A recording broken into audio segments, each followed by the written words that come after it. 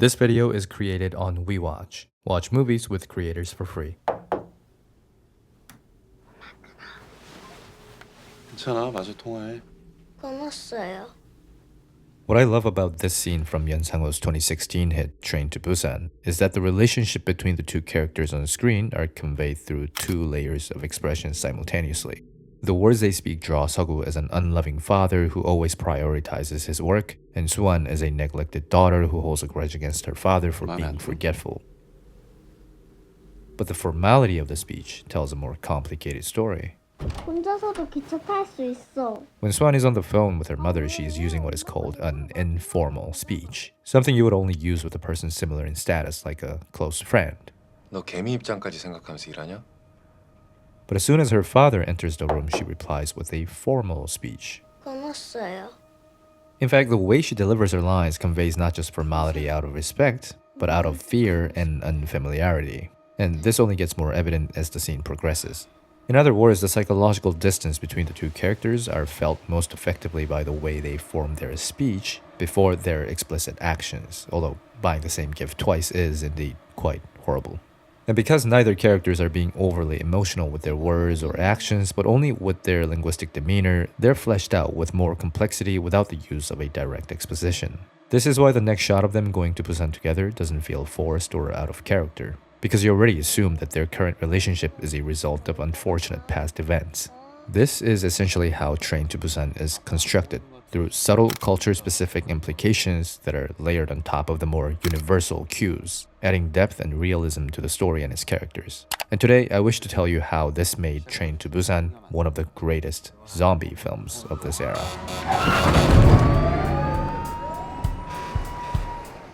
The zombie genre has always been in the gray zone, somewhere between dead and alive, like zombies themselves. And while it certainly had its peaks, the genre has been walking around or running around nowadays, swimming around, whatever, for just a bit too long without any significant revamp. But then people started asking, what kind of revamp? Haven't people tried enough? What else is left between Zombievers and zombie romance? And honestly, what did Train to Busan do that's so different that it revived the entire genre? That it's Korean? 급해? Actually, yeah.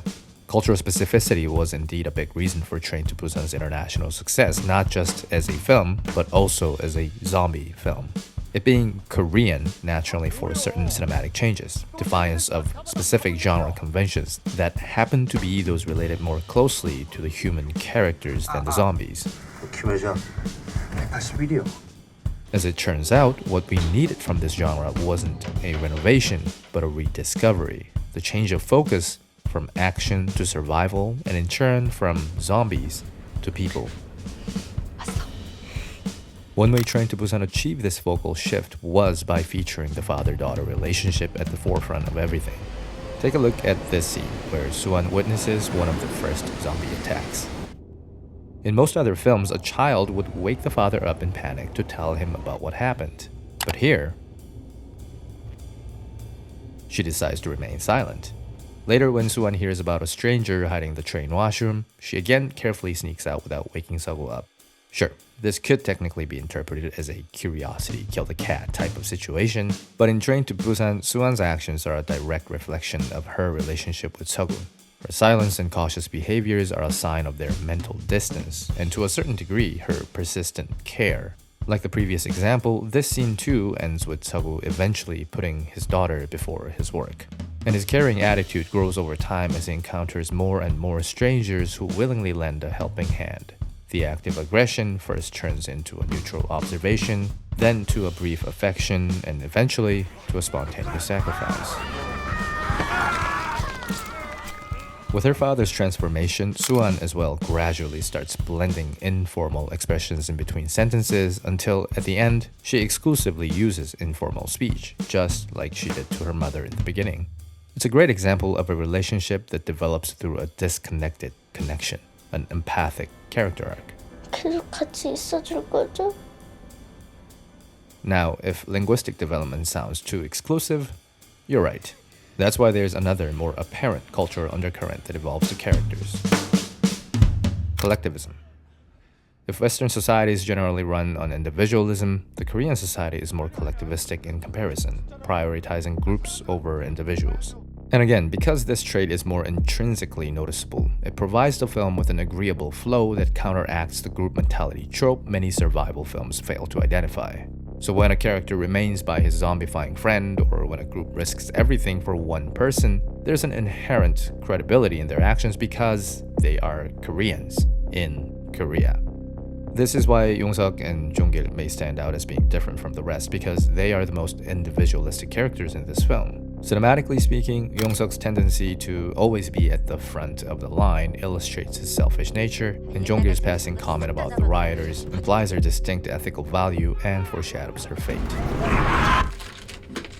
On the other end of the spectrum, there's this moment where Sung-kyung scolds Sang-hwa for not coming up with their daughter's name. Sang-hwa, who is established as a bubbly but responsible husband, initially breaks character by ignoring her remark and changing the subject. Later, when he's at the brink of death, the film unveils that he most likely had a name in mind already and was looking for the right moment to reveal it to his wife.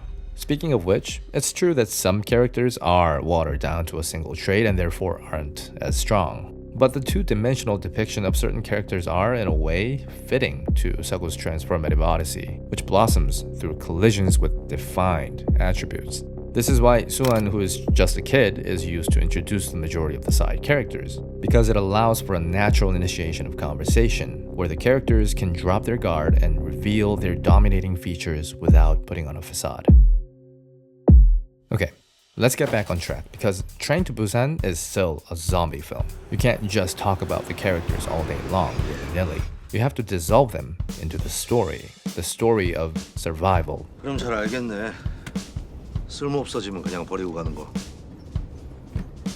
And this brings us to a small but crucial detail that all great zombie films have in common: the setting. There are two parts to this. There's the overall setting, the when of the story, and the specific setting, or the where of the story.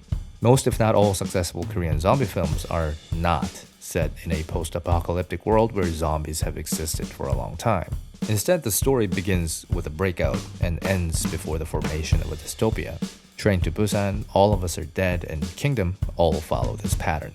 By placing those stories near the start of an apocalyptic event, the films are making room for more human interactions that revolve around the concept of basic survival over mindless extermination. This also prevents the characters from going through the zombies like an obstacle in their way to the destination, the cure, which has the potential to diminish the human connections.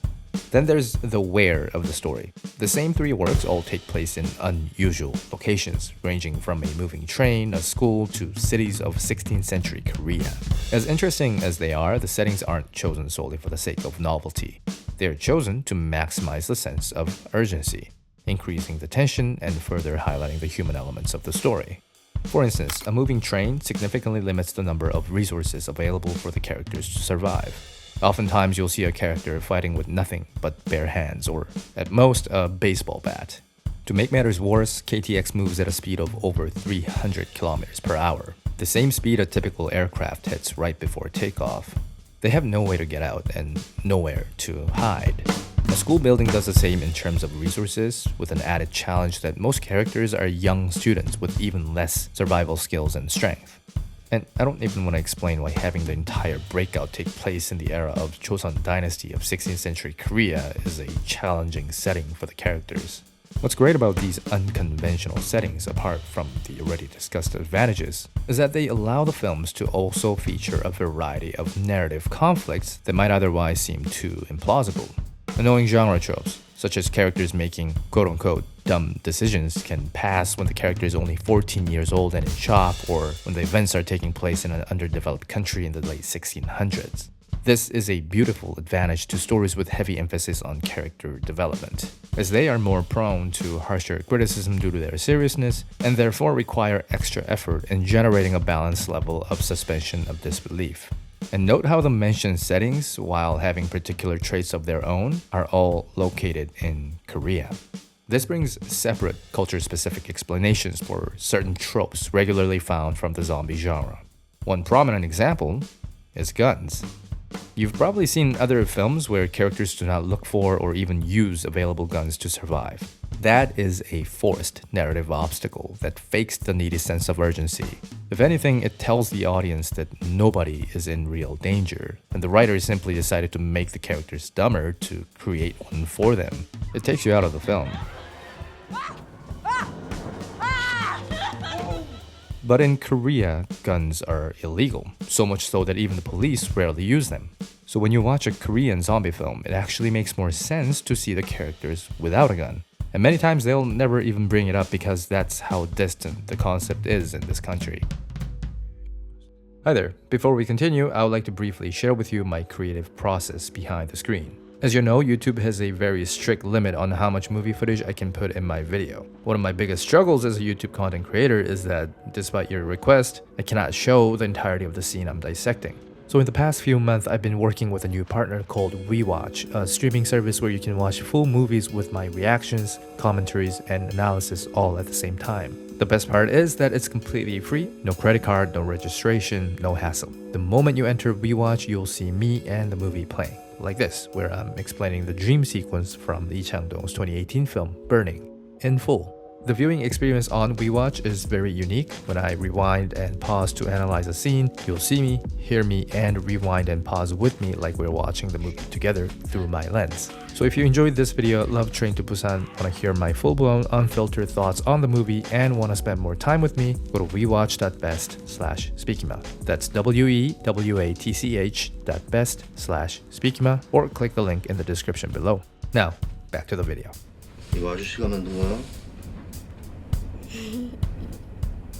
The last thing is the genre itself. Korean zombie films rarely settle on one distinctive genre like comedy or horror, which are two of the most prevalent genres found in Western zombie films. This is just a theory, but the reason why many films resort to accentuating a single genre color is because the concept of zombies is inherently absurd. By placing the zombies inside an equally distinct and absurd film world, their illogicality will be less present and more natural. On paper, this sounds probable. But in reality, human drama is always more powerful than conceptual absurdities.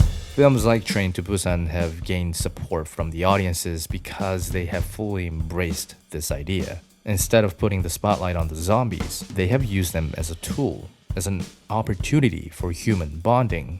If you've seen other Korean films, you know that many of them are praised for their effective merging of comedy and tragedy.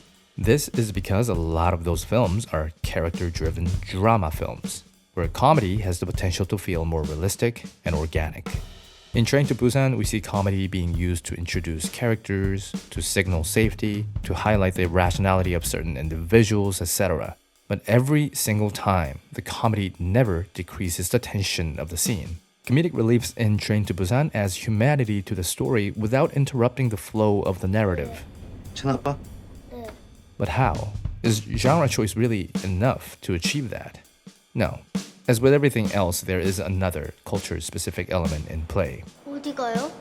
The translation. 우리 이쪽으로 갈 거야. What's fascinating about subtitles is that many times the translations carry with them the literal meanings of the words, but not their cultural background. Now, if the intention was comedy, then the translation can be adapted to fit the language. One of the greatest comedic translations I've ever seen comes from a Korean film, where the guy makes this beautiful statement. 어디서 참 일 쉽게 한다. 살인 사건이 무슨 굴비야? 아무거나 막 갖다 엮게. 아니.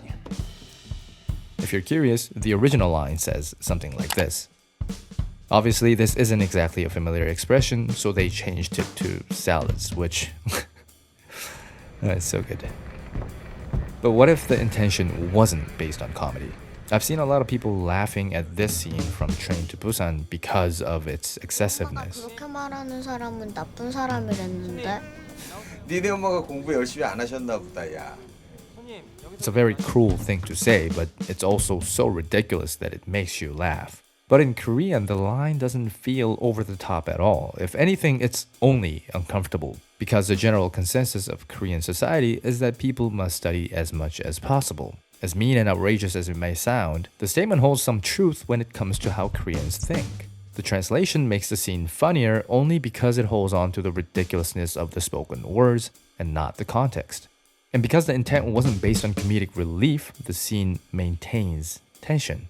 There are a number of such scenes, and each time it happens, the set discrepancy makes the English lines read funnier than its Korean counterpart in all the right ways. But what about Koreans? As you have seen, most of what makes Train to Busan and other K-zombie films stand out are their Korean nuances. So conversely, to someone with perfect understanding of the Korean language and culture, wouldn't the argued strengths seem like nothing but another set of conventions, melodramatic and tedious? Yes, while the family-oriented collectivistic drive of the film felt refreshing to people with different backgrounds, many Koreans saw it as corny and forced. This is why in Korea, especially on an individual level, a lot of people criticize the film for its predictability and, surprisingly, poor acting. But wasn't the acting great? Didn't the film go as far as to recruit dancers and other physically capable extras to act as zombies under rigorous training and supervision? Well, that's the visible acting. The movements and facial expressions of various characters are not the subject of criticism for the Korean audiences. Rather, it's the subtle imperfections found in line delivery that's in discussion, which is only noticeable by those who speak Korean and not those reading subtitles. So was this entire video based on insubstantial qualities? 이런 새끼가 다 있어. No. Genre tropes aren't inherently negative. It's about how you use them. I think Train to Busan did a great job at placing the conventions in the right places. The cultural specificity is only supplementary to the film's overall direction. Although the film is far from perfect, I believe it wouldn't have gained such popularity if it was an objectively terrible film. Again, great zombie films, or dare I say, films in general, are about people. And Train to Busan has masterfully told a resonating human story. Even if one day the uniquely Korean structure, setting, and cultural flavors become commonplace, a well-made film will always remain a well-made film. Train to Busan is a well-made film. So to that day and more, rock on, Korean zombies.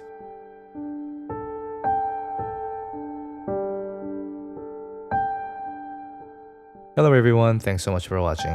Like I said, if you liked the video and want to hear more about Train to Busan, head over to WeWatch to watch the full movie with my reactions, commentaries, and analysis. I also created the WeWatch experience for 2 other amazing Korean films, The Wailing and Burning, so check them all out on wewatch.best/Spikima. Again, that's wewatch.best/Spikima, or click the link in the description below. Thanks again, and that's it for me.